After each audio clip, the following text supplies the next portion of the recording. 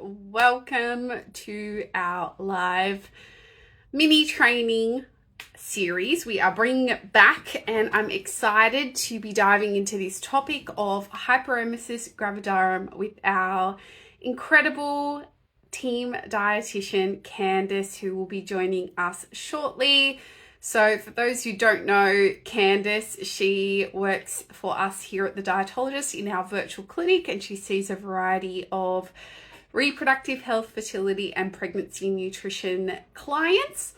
But Candice also has a real interest in hyperemesis management after her own personal experiences of HG in her pregnancy. So I'll let her share about that and get her to come on. Chat, you can leave them below and we will try and answer them at the end. Otherwise, we will be saving this to our feed. Hey, Candice. Hello, how are you going today? Good. Great to see you. How are you? Very good, thank you. That's good. I'm excited to get into this topic because I think probably the biggest misconception about hyperemesis is that a dietitian can't really help because you can't eat much, which I mean logically sounds really relevant, but as dietitians in this space, we know actually we can play a really big role in hyperemesis management. But before we get to that, Candice, can you tell us what is hyperemesis and like how do you know you might have this? Yeah, it's a great question. I guess there's sort of a lot of like, I guess I like to think of it on a scale of the whole kind of nausea, vomiting in pregnancy type thing. So, there's a certain point where it cuts off to get diagnosed as hyperemesis, but we have sort of mild nausea, vomiting of pregnancy through to the very extreme nausea, vomiting of pregnancy, and HG sits on that more extreme end of things. And people can sit sort of anywhere along that scale. I guess the tipping point from a diagnostic point of view, where they will call it hyperemesis, will be when we've had a weight loss of more than 5%, which is caused by a reduction in our oral intake, which is due to the nausea and vomiting of pregnancy. So that's where the technical definition cuts off, but you can still have like very extreme nausea, vomiting in pregnancy where you might not get that weight loss as well. So yeah, it's definitely, I like to think of it as a big continuum, and I think we'll learn a lot more about this space. There's heaps of research going on, which is great news for those living with it, and we'll hopefully have some better management strategies, maybe some prevention things track, like that would be amazing. Totally. I was just speaking to a client last week who's pregnant with first. I would say just not all the funding in the world to cure this because it is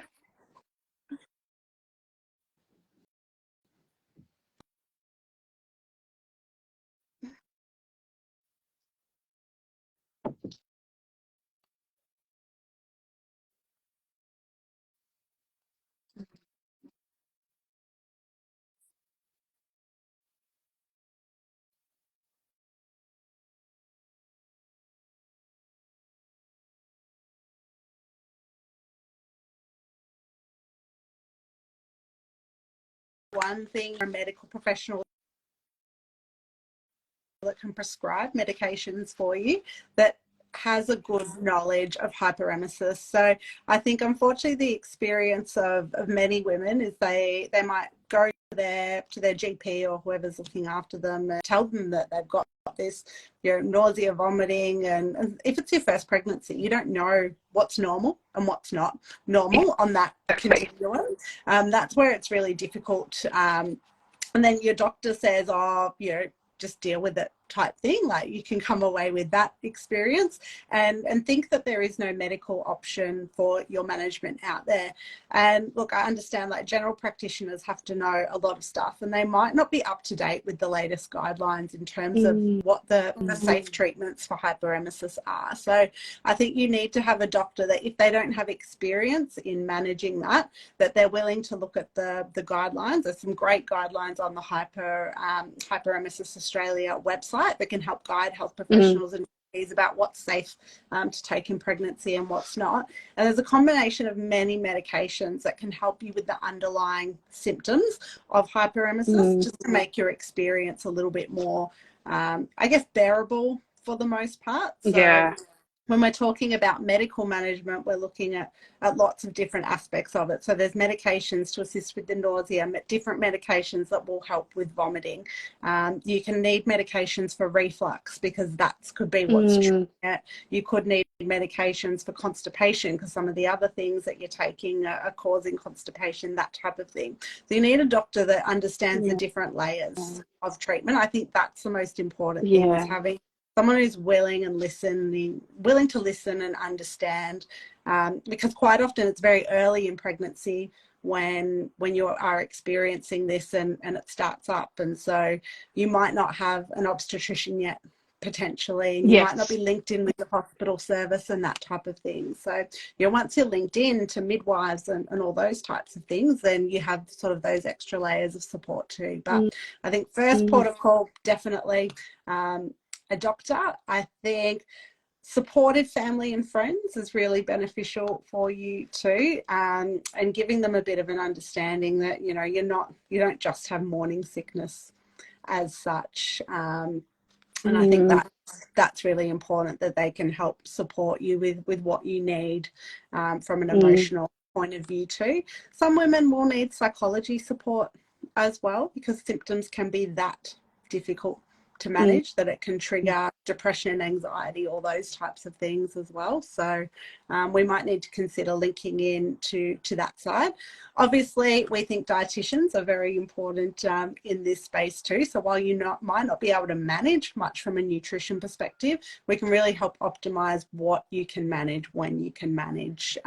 What are the important things that you need to be doing to your baby safe as well. So you're not going to be optimizing your nutrition. It's a bit more survival nutrition, which I think is really important in that area too. So there's lots of people on the team, but I know some of the research out there has shown that people who have a team around them that show some empathy towards them and are just willing to listen have better outcomes than people who have those health professionals that just kind of tell them to, it'll go away by your second trimester, just hold on and deal with it for a few weeks. And that can be really hard. It's not something you can just sit along and deal with when it is on the more extreme end of that continuum. So and I think we have this like societal expectation that females need to suffer.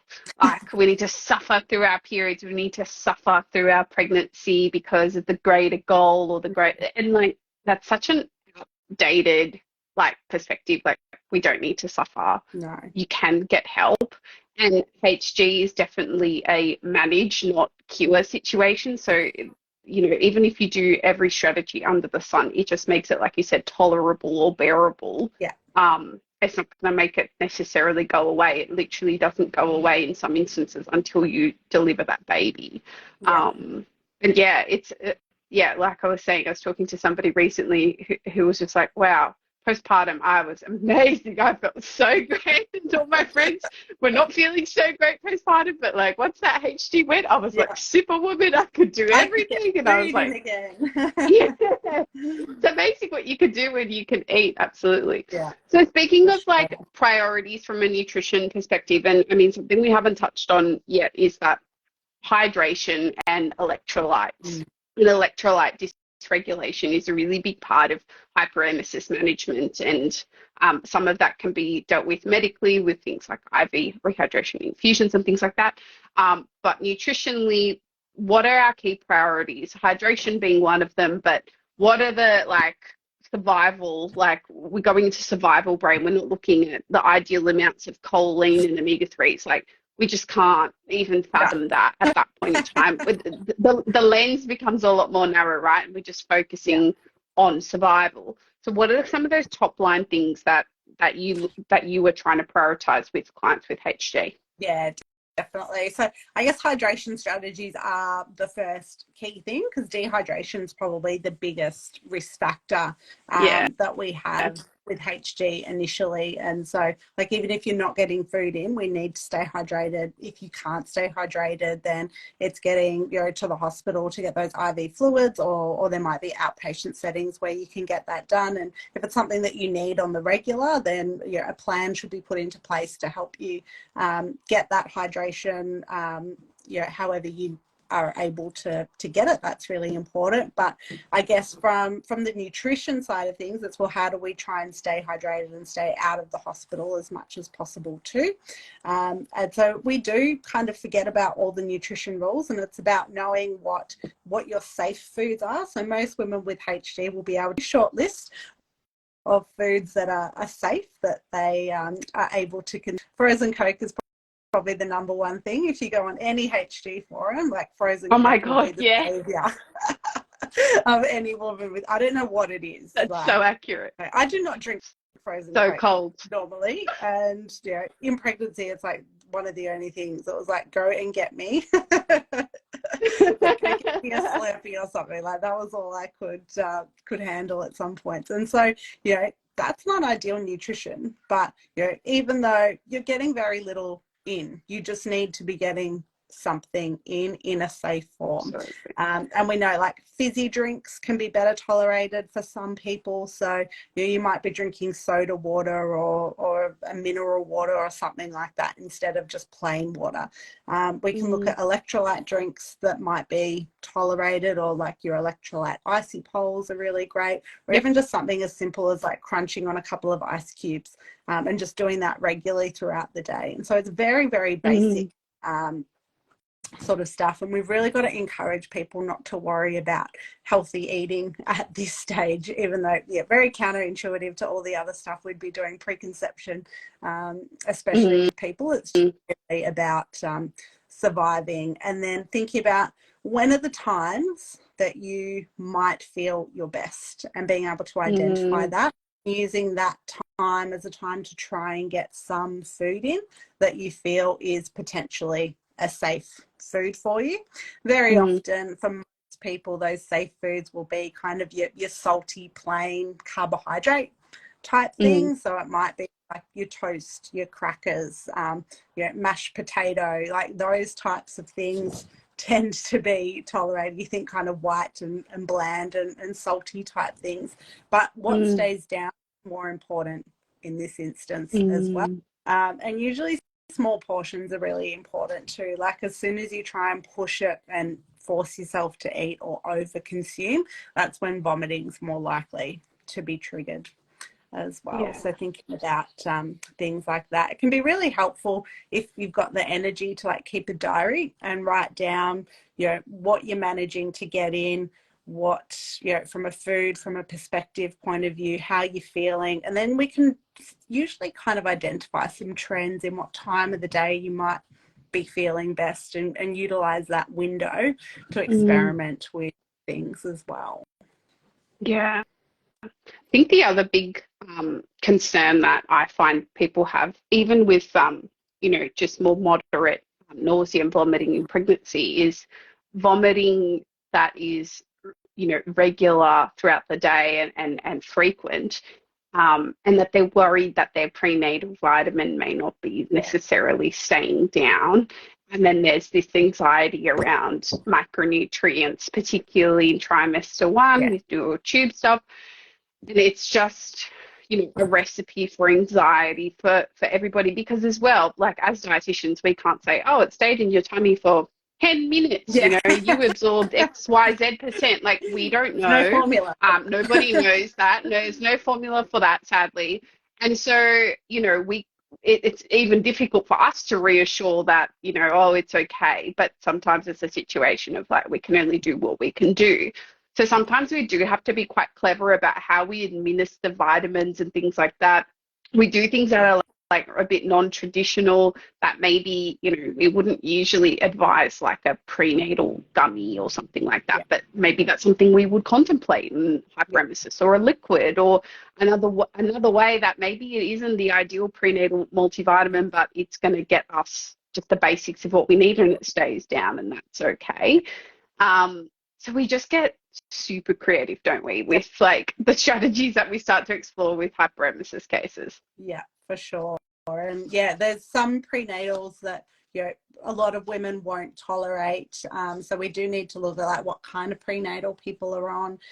You know, iron is usually quite poorly tolerated, and so we need to review like Mm, how much iron is in a prenatal. Do you need yep. that iron? Can we strip it back and look at a different option for you? Those types of things as Yeah. well. And sometimes, yeah, it's just about, all right, well, maybe we just make sure we're getting those very basic nutrients in supplement form at the best time for you, and yeah, see how that goes. And it can be different every day, and that's the other tricky thing I think with HD is working Yeah. out exactly what's gonna go, because it's evolving, and no day is exactly the same, and No. it can And resolve at any time, but it also may not resolve. So yeah. Exactly right. You read my mind. Like there's sometimes like little honeymoon periods where you think, oh my God, I've round the corner. It's yeah, over. It was just the fluffy world's days, longest first Becca. trimester nausea. Yeah, fluffy days.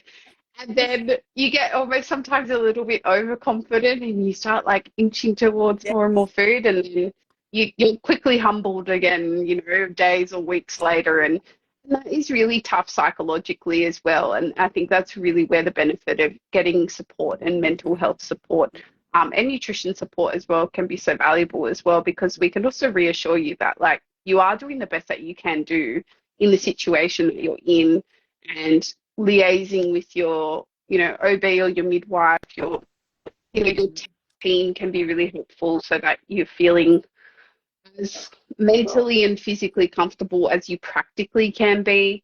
And, fingers and toes crossed that one day we have the answer as to why some people are getting HG and others aren't, the answer as to how we can treat this optimally so you're as close to a symptom free as possible. Because in an ideal world, everyone deserves to have, a feel good pregnancy. And a lot of people do feel really robbed of that experience with having hyperemesis. What were your personal, some of your safe foods and trigger foods when you had HG, Candice? I'm sure some yeah, it people would be was curious to know. very, very bland and boring. So yeah, there was definitely the good old 7-Eleven Slurpee runs, or the McDonald's Yeah, frozen Coke type scenario. yeah. McDonald's had like the sugar-free one for a little while, so I was on that for a little bit. But from a food perspective, it would be like, if I was at work, I'd just sit with a box of crackers, and like it would be like eating like a centimeter of a cracker at a time, and it would take like a good, Mm, 30 minutes to an hour to eat like one cracker type thing. mm, Plain pasta with a mm, bit of cheese grated on it would go down okay sometimes. Some toast. Vegemite tends to be a pretty good mm. safe Well food, tolerated. saltiness, and yeah, Yeah. so that tends to be pretty good. Sometimes some mashed potato would be Mm, okay, but yeah, it was just very, very plain, boring. I couldn't look at meat. I couldn't look at vegetables. Couldn't tolerate fruit. yeah. Like anything that was good for you was basically out How the did window. that make you feel? I imagine your first Oh, pregnancy, experiencing that and being, and then the additional layer of being a dietitian in this space. You have this vision of maybe what your pregnancy will look like, and yeah. better, and all this kind of stuff. How did that feel for you?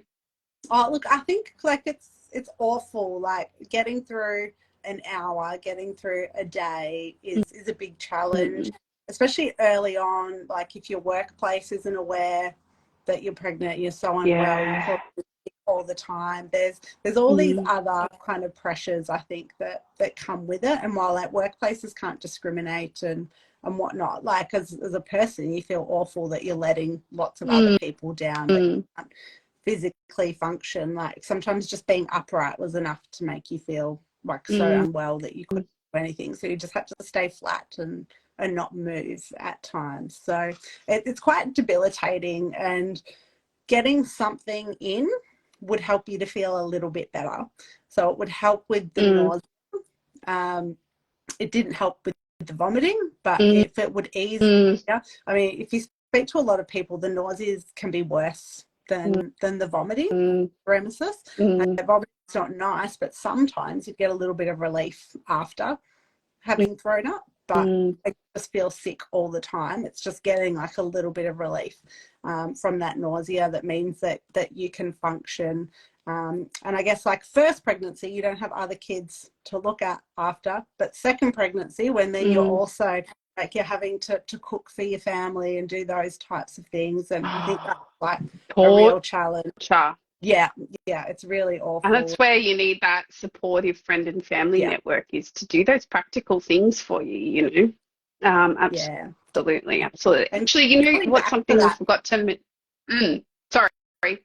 no, that's okay. And I was just going to say, like, going back for a second is it's a little bit kind of traumatic and challenging Mm. as well. So I think that's an area where like we in particular can help with quite a lot is looking at the preconception period and the planning going into another pregnancy. I think that's a super important area where we can actually make a difference before you get pregnant so that we can improve outcomes throughout the Mm. pregnancy as well. And that's probably where we have the most benefit. So for anyone that's experienced HG or really bad nausea and vomiting in pregnancy, it's that 3 to 6 month preconception window where there is some good evidence that it can make a bit of a difference if we're Mm. optimizing everything before we go into a Yeah, pregnancy. So it's never a guarantee, but I no, mean, I think anyone who's had that experience will try to do anything to yeah. even improve it by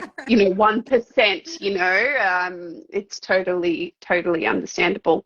No, something I think we forgot to touch on, which I mean falls outside of our wheelhouse, but I'll just flag because I saw on the Hyperemesis Australia Instagram page the other day, is like how important your dental health is with HGs Yeah, as well, like making sure that you touch base with your dentist, because all the acid from vomiting can like really erode the enamel from the yeah. inside. So, anyway, well, that's a whole separate conversation for another day. What would be But no, your, a good what would one. be, Yeah, what, yeah, it's often forgotten about, like, because, yeah, you just don't really think about it. But yeah, gastric acid isn't meant to live in your mouth for yeah. that, There's that lots of really long. good dental strategies to help with that. So yeah, I think it's super important to speak with someone that knows about that dental health side of things, and certainly like postpartum getting your dental health checked up is super Mm, important. yeah, yeah, absolutely. What would be your like words of wisdom to anyone listening to this who, is either planning for a pregnancy where they know that they may have HG, or they're a friend or a family member of someone who's had HG or has HG? What would just be some words of wisdom to wrap up? Yeah, I think I strongly believe in that kind of preconception period is getting everything optimized with your prenatal supplement and your diet, and that's just going to put you in a much better position for early Mm, pregnancy if your diet absolutely falls apart. You've yeah, got that background of optimizing everything, yeah, and then if you know what's coming, you can kind of plan for it a little bit better as well. And from a mm, medical point of view, it is better to have access to all of the potential medications that you need before you need them, rather than chasing mm, tail once you've got your HD symptoms. So I think mm, having a plan with your doctor before pregnancy about what happens if this happens to me, or what happens if it happens to me again, is really mm, essential to get on top of your management before it actually becomes yeah. a really big problem. And people tend to have better outcomes if they're able to do that. So, And also, it's just more comforting psychologically to know that you've got all these things set yeah, up and you've got a plan in place. And, even in people that have mild nausea and vomiting, they do feel quite anxious about awful. their dietary Yeah, quality declining. And I think that there is a great deal of comfort in those that do prioritize the preconception. It's like, oh, at least I did it before. And you know yeah, what you can get back to, whether that be in the second trimester, in the third trimester, postpartum, like what your baseline is again. So I think that's really valuable. yeah. Thank you so much, Candice. We're Thank, so grateful for your insights. And of course, if you would like to work with Candice on your pregnancy nutrition plan for nausea, vomiting, HG, then you know where to find us, and we would love to see you in our virtual clinic. And we look forward to bringing you more mini live trainings very soon. We've got a whole bunch set up, so we'll catch you in the next one, everyone. Thanks, Candace. See you later. Bye, everyone.